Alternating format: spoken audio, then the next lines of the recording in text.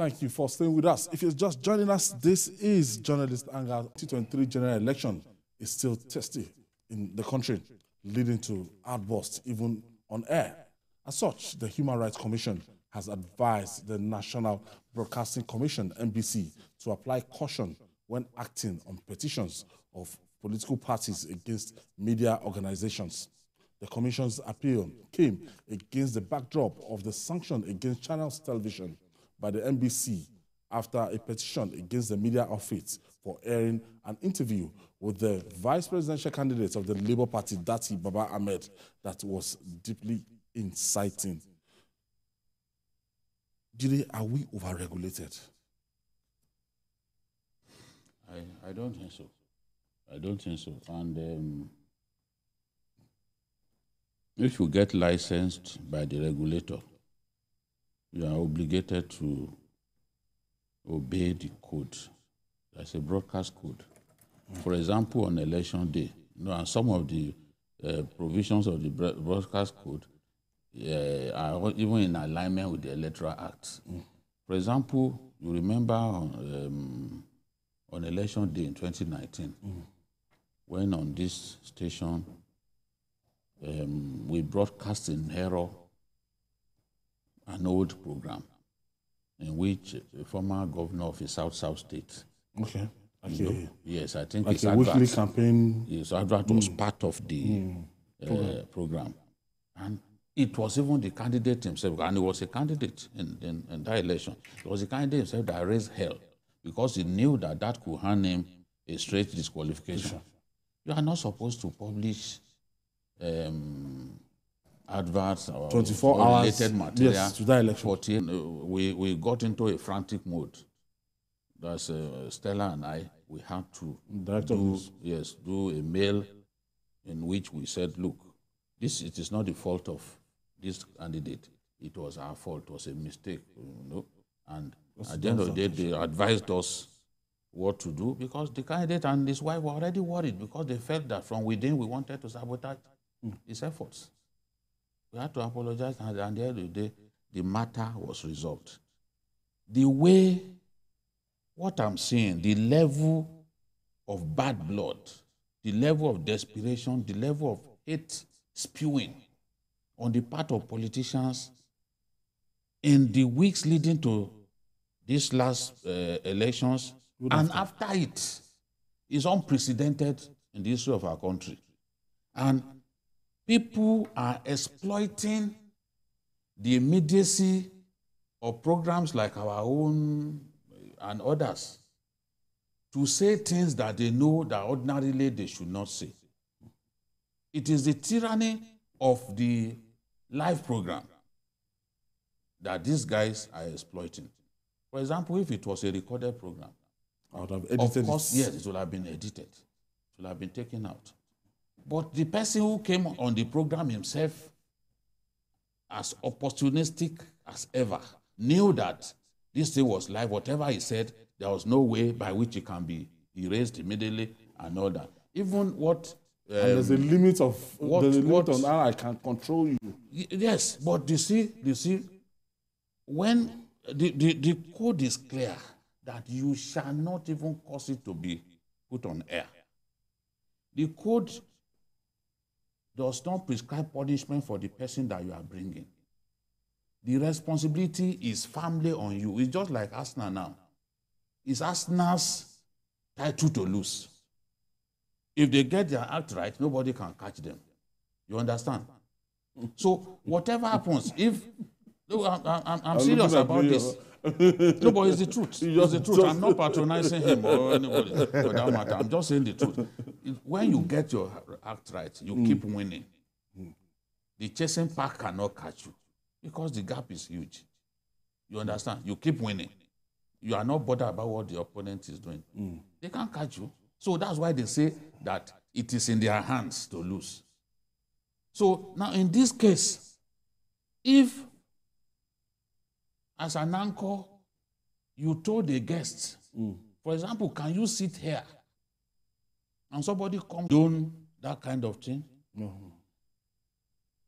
In the past, I'm not saying that I'm the best at this job, but In the past, on election day, we had somebody in the newsroom, we had somebody in the studio saying things that I was troubled about. I knew that the regulator would come for me, would come for the station. I was head of the station. And I knew that whatever happens, I will bear the consequences. What did I do? I called Nino. I said, go and close that studio. Send that guest packing. Nino is still alive. He's the producer of our breakfast show today. Yanking. I said, take him away. He just came.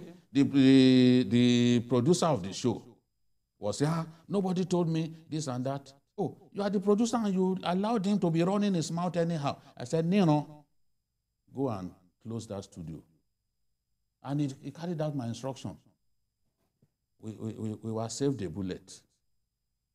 We dodged a bullet. Because only God knows what will have happened. Now, where a politician comes on here and he's saying, look, I don't fear anybody. You warned him the first time. Ideally, because we had the same thing with Keyamo here on Politics Tonight. We told the anchor, warn him that such negative words will not be permitted here. And Keyamo apologized. He took it back. It's on record. He took it back. He never said anything similar to that again. But where a guest continually does it, there are options. You warn him the first time. The second time, if he does not stop, I'll take a break and I won't come back. You take a break, and that is the. I've seen people walk out. Yes, I want even because even the problem. We are just the problem also has to do with the anchor because I watched the program. And why the problem was that? No, let me tell you why. Let me explain to you why I said I have so much respect for Shehu because I believe that out of those, a lot of people doing politics live, he knows his onions. There's no problem about that. But he's a weak anchor, and I will tell you why. When Datti Ahmed made that statement, what Shehu said was that, oh, I won't agree with that. I think that is to the extreme. That is what he said.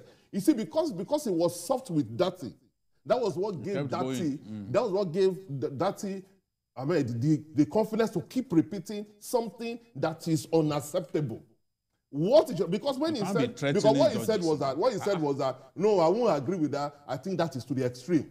And that guy now said, no. The guy now said, look. No, but he said, you see, I don't understand he now looked into the camera and said, my name is Datti Ahmed, and I'm saying at this. At that point in time, there's no how you can control him. What you're supposed to do at that point in time, if you have insisted that you cannot do this, and insisted in doing that, you take a break, you just say that, oh, we are going to go, we'll come back on that. And when you take the break, you tell the guy, you have to comply with our house, or you leave this program, you move to the next guest. That is what you are supposed to do. Why Chinese, I've discussed this thing with somebody, why Chinese was fine, it's not as if Chinese did something. I know that Shehu didn't agree with what the guy was saying, but you cannot allow your platform to be used to say things that borders on treason. Incitement. Because what the guy was saying, was that, no, that was an election. This is a politician that contested an election. That was an election. Somebody was declared the winner. You understand? And you say you did not agree with it. You have gone to court, which is the process for it. You cannot sit in your house and determine how an election should be. No, even if he was doing that, he was now saying that judges, judges should not risk their life. Yeah, that they should not by inaugurating. That they cannot do that. That by in our country, you are swearing in the Nigerian army. How can you say that? Who has ever said such a thing? He said if you swear in Tinubu on 29th, you are swearing in the Nigerian army. How can you say that? I mean, and now the other side of it, I don't want to. Shehu is more junior to me, and his elder brother. We started journalism the same time, Duro. So I don't even want to, it's like a victim of circumstance. I agree, now, yes. So I don't want us to appear like we are criticizing our colleagues. No. The NBC, you know, everyone is bothered that with NBC finding the way they are doing, stakeholders even complaining that no, this thing should have not over-regulated. Now, people are saying that, but you see, before the election, warnings were issued out by the NBC that politicians will try to do this. Stop it. Don't allow it to happen. NBC in the past had gone to a studio to work out a guest in this country. But when it felt like that guest was at the same time, we have another station that is running riots. If we start that one, that will be the only issue that we'll talk about today. Those ones too, there's no major station that NBC has not sanctioned during this period. Sometimes they do not make any noise about it, so you will not even know that those ones are being sanctioned. My own, when we are saying we are being regulated, on election day, a channel in this country was analyzing the strengths of the political parties, the candidates on election day. And I said, these were things that we were not allowed to do. Because when you are talking about the strength of individual candidates, you are campaigning. You are saying this one is stronger. And we saw it. We saw it. Someone came on TV to say that the INEC chairman should commit suicide. I mean, we've seen elections. These things had never degenerated. So even within us, we have to find a way to stop these people eating up the politics. But what do you expect NBC to do if they don't find? If they don't, what else can they do? The only thing they can do is to find. Because they can't close down the station. Yes. That would be extreme. So the only thing they Although they have the power to do it. They have the power to do it. But what I'm saying that they have no choice. The only thing they can do to show that what you have done is not right is to fine you. And what that means is that when another guest comes next time, you will not give it. You won't allow that. You won't allow that. Because you don't want to be fined. So you will just tell, because if you tell a guest to say, sorry, you cannot say this. I remember that there was a guest that was on the same channel. And she won't ask the guy to take it back. One guy like that, he said something, he said, oh, the language is not acceptable on here, that the guy should take it back. Some will accept. Some will accept. And Send him to that. Some will accept. It's your show, you are in charge. If you ask somebody to that, Mr. Datti Ahmed, you cannot say this. And the guy insisted that he must say it. Why must he say it? Let him start his own station. You go on break and allow him to go and do his own station. In fact, you know, when what's his name? Sule Lamido was saying on my friend's program, Doctor, our friend, that you are one of us. You can't deny us now. You belong to PDP. We made you. He was saying all those things. He quickly called for a break because he saw that at that point he had lost control of Sule. He had to go on a break, and when they came back from the break, the whole thing. Because when you go on break, you're able to tell the guy to say, look, according to the rules, if you will not stop this, then that means you have to excuse us. We'll go to the next guy. Now, the other leg of it is where the Human Rights Commission, not Lisa yet. That's a different story. Where the Human Rights Commission was saying that that NBC should not be listening, that they should not be fining people based on petition from politicians. But the Human Rights Commission got it wrong. The petition that Bayo Ononuga sent to NBC was received on the 30th of March. The letter publishing our friends came on the 27th of March. So it wasn't, they had taken their decision before Bayo Ononuga even wrote his own petition. The decision had been taken. So if one of our senior brothers came and was abusing Bayo, you did this, you did that. Bayo's letter came after they had taken their decision on the 27th. So, and it is still on that misinformation that the Human Rights Commission is saying, oh, politicians can't be telling NBC should not be acting based on petition by politicians. My concern, and you will see that even Soyinka is worried about the extent to which people are going. Just coming on TV and saying absolute rubbish. Soyinka is saying, look, even for you spokespersons or politicians, elections have ended. Yes. But you are still abusing people all over the place. Abusing each other. You are still eating up the polity. Soyinka had to comment on this. You this. don't need that. People still talk as if there is still election. Election is over. And some of what they are saying honestly, they can push the country to war. That's why I asked him. I was born, raised in the North. I said, there are certain things that someone can say here today that it can lead to riots in the North. So, do we have an obligation to watch people? If a vice presidential candidate of a party comes on a platform as strong as Channels and makes some statements like that, you will incite a lot of followers. Yes. A lot of followers will will hear that what was he and trying believe to that achieve? they are justified in body. He Start was saying, your own in fact, channel. there was a time he looked at the camera and he said, my name is Datti Ahmed. I am insisting that blah, blah. You cannot do that. If it was before. You cannot do that. If you see some of our security agencies, they are very polite.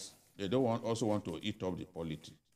If it was before, as he's ending that interview, they will have picked him up. They will have picked him up by DSS. But you see, why they cannot do that now is that because you see, tempers are quite high. Yeah, when you see a party that came third insisting that they've stolen our mandate, they have to manage the polity very well.